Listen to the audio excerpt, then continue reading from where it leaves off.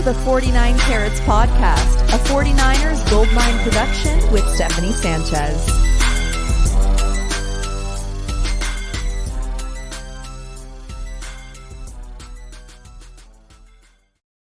What's going on, everyone? Welcome to another edition of the 49 Carats Podcast. It's a Monday episode. I'm not here with Chris today. He's got a work party going on tonight or something like that. So he'll join me next week. So you guys are stuck with me solo dolo. It's Monday, February 20th. For a lot of people, it's a holiday. For the 49ers, a lot of 49ers, it's a holiday. They were out in Cabo vacationing together. Even Kyle Shanahan was seen out there with several 49ers players, including Kittle, Deebo, Juszczyk, Christian McCaffrey, Trent Williams. They're all out vacationing in Cabo, and it seems like, they took a night out to hang out together, and that's nice. We like team bonding, and what better way to do that than, vacationing in Cabo. So I hope they're having a great time.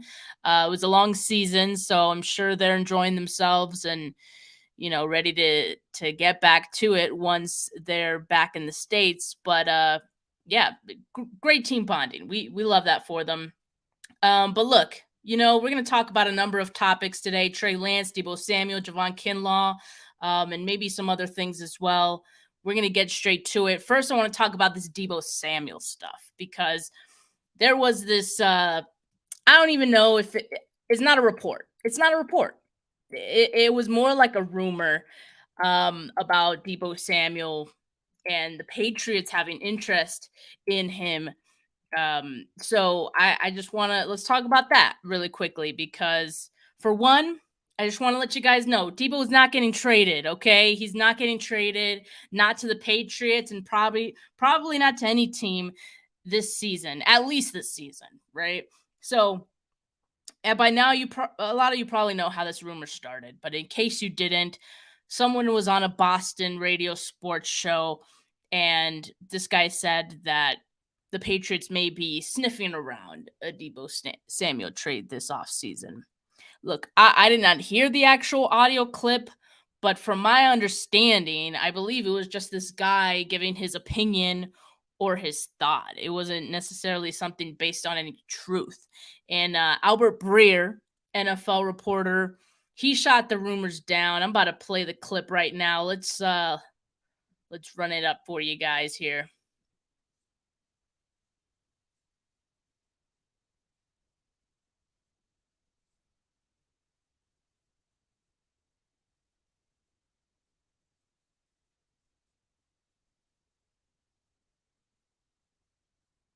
All right, let's just leave it at that. I mean, Albert Breer, the 49ers have no idea this was even a thing. It's like, oh, the Patriots want to trade for Deebo? Well, we didn't know about that.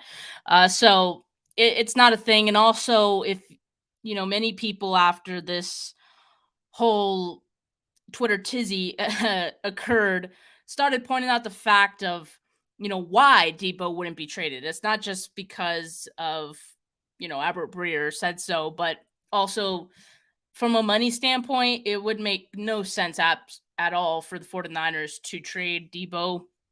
The 49ers would hold a $33 million dead cap hit if they trade him before June 1st this offseason. And most teams wouldn't look to trade after June 1st anyway, because it's after the draft, after free agency. At that point, a lot of teams kind of like where their team's at. So unless it was before the midseason trade deadline, then I don't see it happening, but even so. But look, thinking about the future of the 49ers wide receiver room is not a bad idea. Like, it's not the worst thing in the world to have it in the back of your mind that one day maybe Deebo Samuel is traded. It's not like otherworldly. They've invested a lot of money into Deebo Samuel with his extension that he got last season. And if you look at this deal, and actually let's take a look at it. I have the tab open here. Let me see. Let me share my screen. Let's look at his deal, because if you look at it, So this is we're in 2023, so that's what his money is right now. And sorry for the audio listeners, I'll try to articulate what we're looking at here. So in 2023, his cap number is $8 million due to the bonus that he gets, the guaranteed, and his base salary. Pretty much, he's going to count towards 8.6 million against the cap, or 3.7% of the 49ers cap space. And if you look at the dead money, it's 28 million if he's traded before June 1st. The 33 million that people are talking about, I'm assuming that comes from the guaranteed salary because it's guaranteed, and the dead money. So he would get that 2 million plus the 28.4 million, comes to about 33 million. So I think that's what people are talking about. The 49ers would save 19 million, but still, like, is that really worth it? No, probably not. So if you look at the post June 1st trades, the numbers are much friendlier to the team. So again, your mid-season trade deadline, not out of question, I don't think. But I still don't think the 49ers would trade Deebo Samuel this season. If you look at the contract, look at how much his cap amount jumps up next season, 2024, when he'll be 28. So still relatively young, but with his style of play, how young really is that for his body? His cap number will jump from 8.6 million in 2023 to 28.5 million in 2024. So it jumps significantly. And this is where I think the 49ers maybe look for some kind of out to this contract, because at some point it's going to be a matter of, do we keep Deebo Samuel at his current pay, or do we extend Brandon Ayuk? Because I have a feeling the 49ers is going to find it pretty hard to do both. So, at some point, this is the discussion that's going to need to be had. And I can't imagine that, the 49ers haven't already thought about it. They haven't already, internally discussed some sort of plan, right? So again, Deebo Samuel's salary goes up in 2024, and at that point, Brandon Ayuk will probably be playing on his 5th-year option with the team. So maybe 2024 post June 1st looks like a potential sweet spot to try to trade Deebo's deal and pivot to Ayuk being their highest paid receiver. Ayuk probably gets an extension in the 2024 season. That is, of course, like I said, they could decide to let Ayuk go, have him become a free agent after his 5th-year option, or try to trade him. I don't know. That's a decision they're going to have to make at some point. So, like I said, it's not so crazy to start bringing it up. I just don't think it's going to happen this season. I don't think he's going to the Patriots, so don't worry about it. All right. Well, let's talk about Trey Lance, because Trey Lance, he was making the rounds at Media Row out there in the Super Bowl. A lot of great interviews that he had. One most recently was with Quincy Avery, actually, his former trainer. He trains a lot of quarterbacks and stuff, pre-draft, things like that. And Trey Lance essentially confirmed, I would say, the arm fatigue thing while he was on this podcast. And we'll talk about it. I never believed the whole Mike Silver report when it first came out. In fact, I'm pretty sure Mike Silver blocked me around this time because I was just not having it. I was just not happy at all. But I guess we now know that the report is true to some extent. Now, a lot of people are getting mad at this coming back up. Like, why is this still being talked about? It wasn't a big deal then. It's not a big deal now. I 100% agree. It was never a big deal, which the issue I had with the original report, because Mike Silver kind of made it seem like it was a big deal or a big worry that the 49ers had with Lance. Now, That's not to say that maybe they don't have other reservations about Lance, but I don't think the way that Silver reported on the arm fatigue thing just rubbed me the wrong way, and it still does, okay? Because Trey Lance provided us some more context. Who would have thought? Like, context actually matters. And what we learned from Trey Lance in this interview is the why he had arm fatigue, why his arm was dead, as he said. Trey Lance himself said his arm was dead after a 20-month span of him throwing the football. I'm going to share the clip right now, actually. We have a clip of the interview, and I will have you guys listen. Shout out to Joey for posting it on Twitter. Real one right here. So this is what Trey Lance said about the whole arm fatigue thing. Coming from your last year of college football This to is your Quincy rookie season right now. You throw the ball more than you will ever throw a football in your life, right? No Because doubt. this is the only time you do not get a break from a football season, training, draft prep right into the season. So arm fatigue, really, you're just saying like you had to throw a lot. There's a lot of NFL guys who might not throw at all until what, March, April? Yeah.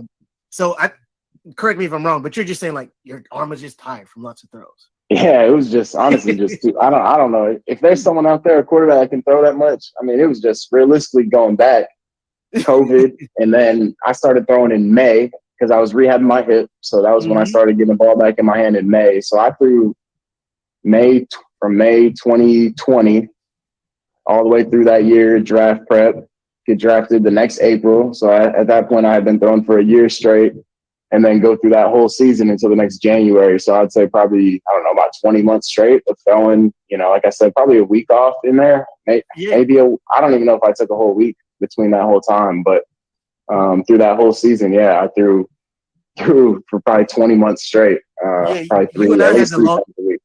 You and I had the longest draft prep. So that's pretty much what Trey Lance said. The context, he threw for 20 months straight. Which quarterback in the NFL or ever in the history of mankind is not going to have some sort of fatigue after throwing for 20 months straight? Mike Silver never said that. Mike Silver never included that in his original report. So I still have issue with the original report. All right. So I'm glad that Trey Lance mentioned like why his arm was shot, because he threw it for that long.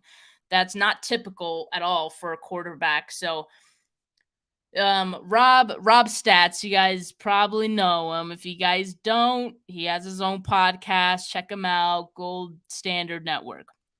He tweeted out if Trey Lance was able to make some of those throws with arm fatigue, can't imagine what he would look like well rested at like 100%. So that's the positive outlook of this. I mean, much of the time that we've seen Trey Lance, or at least in his rookie season, he was dealing with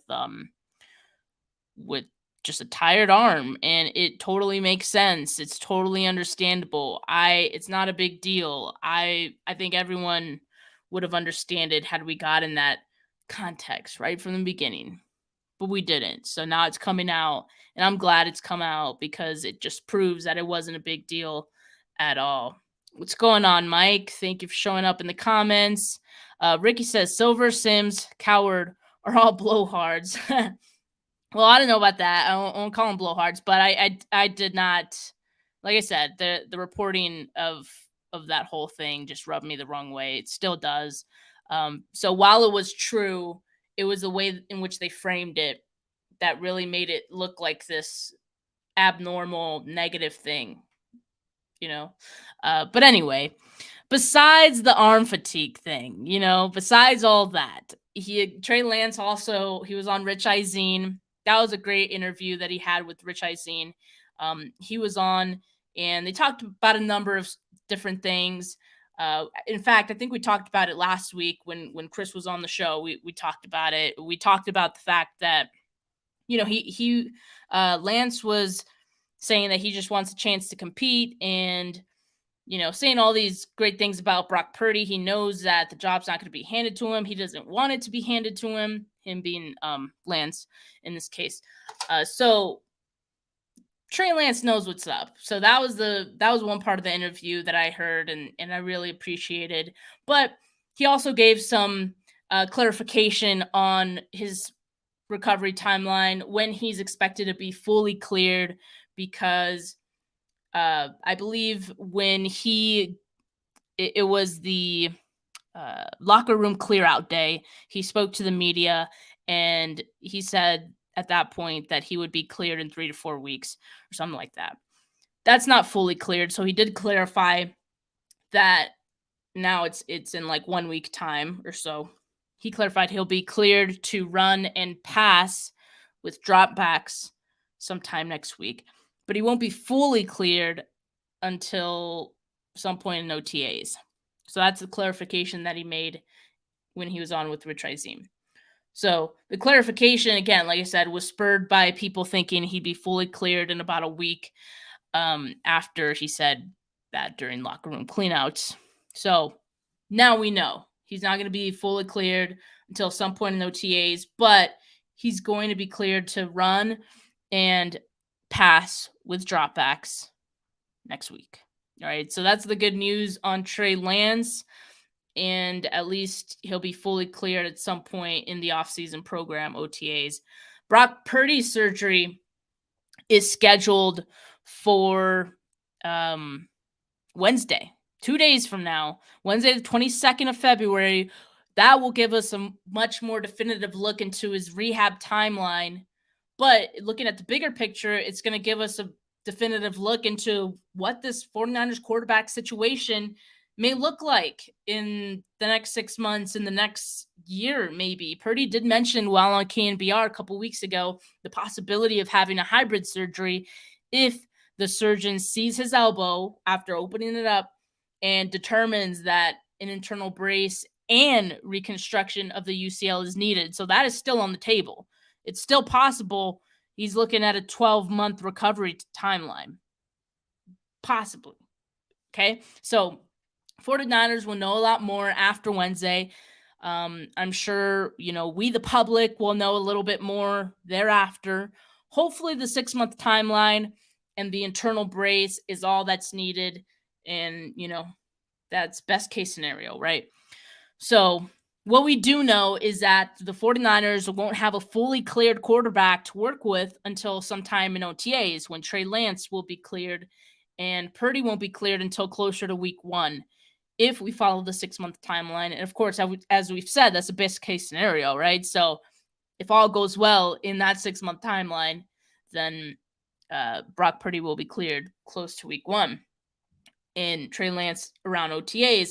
So the 49ers, they're going to have somebody else in the building, I got to think, to at least have one quarterback who isn't limited at all, who is fully healthy and cleared, right, for the entire offseason. So I don't know who that's going to be. I mean, that's kind of the question. It's weird because, like, Kyle Shanahan also said that he feels that they have 2 starting quarterbacks on the roster, and so they're kind of going to go about the offseason in that way, that they know that they have 2 starting quarterbacks. But the problem is, yeah, you do have 2 starting quarterbacks, but both of your starting quarterbacks are hurt right now. They're both going to be hurt for much of the offseason still.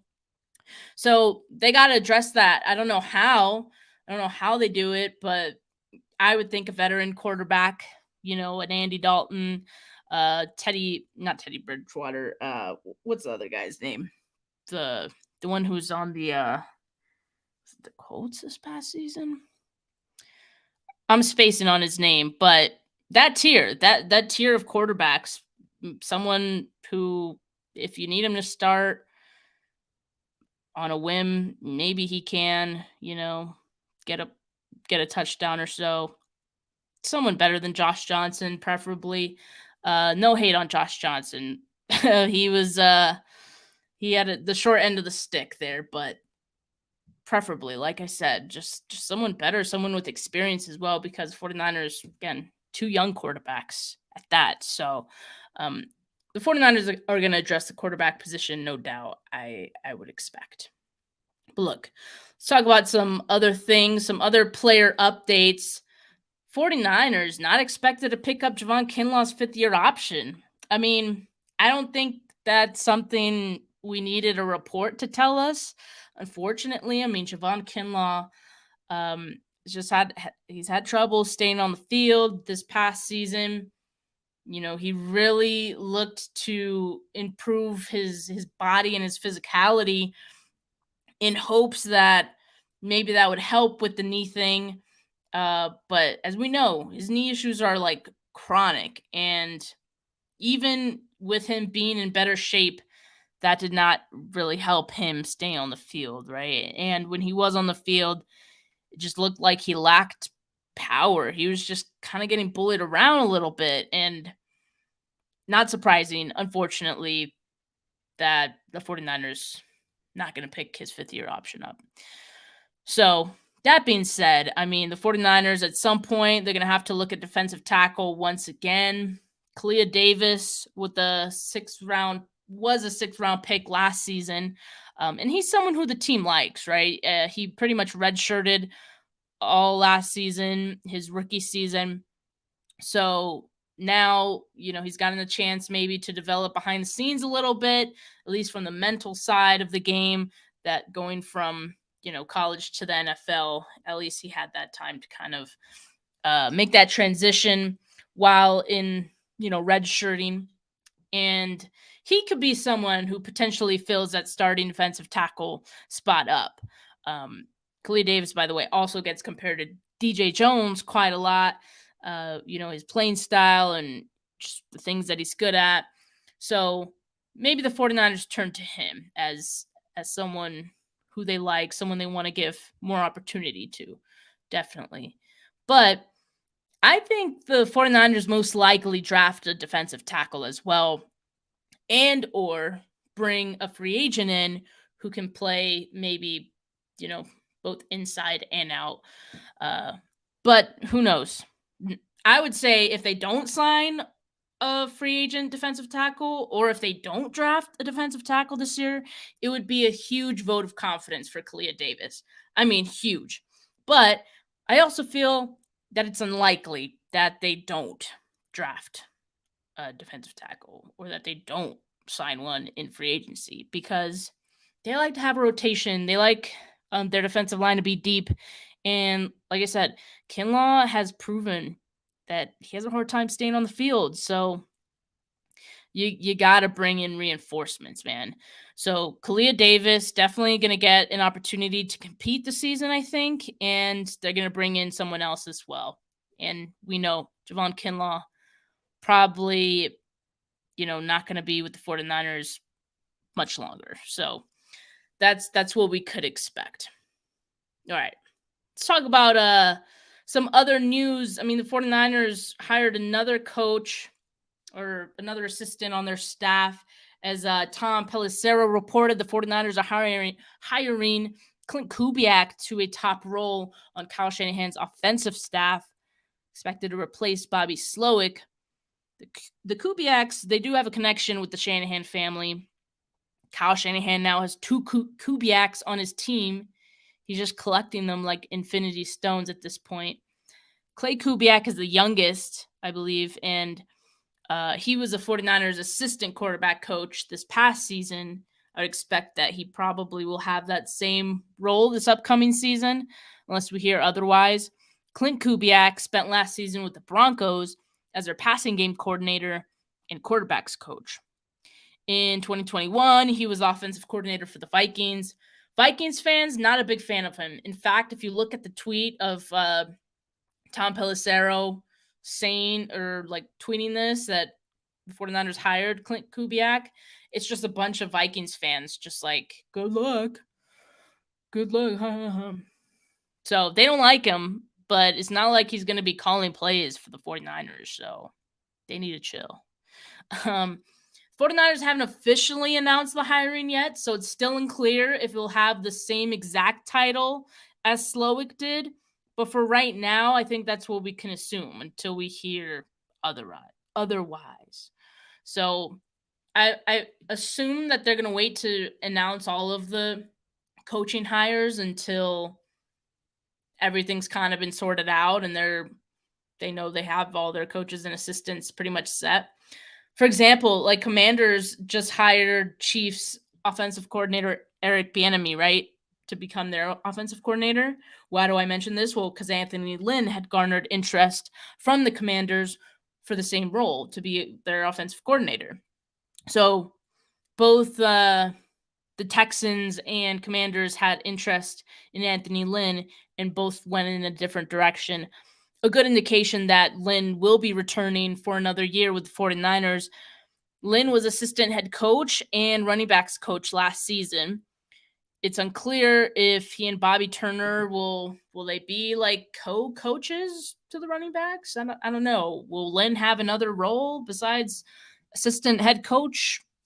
Also, I don't know. So these are things that I think will become clearer once the 49ers actually announce all of these coaching changes that they've made, and they'll announce the titles as well. So we'll just have to wait till that moment happens. Of course, the offseason is a marathon. There's plenty of time for them to do that.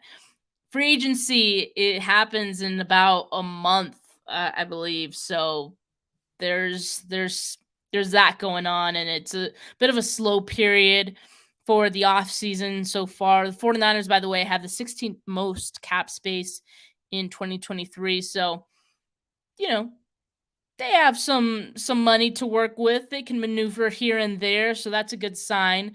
The HBCU Combine happened today, and the HBCU Legacy Bowl is happening this week. So I know that there's at least one 49er scout there, because they were showing the HBCU Combine on the NFL Network.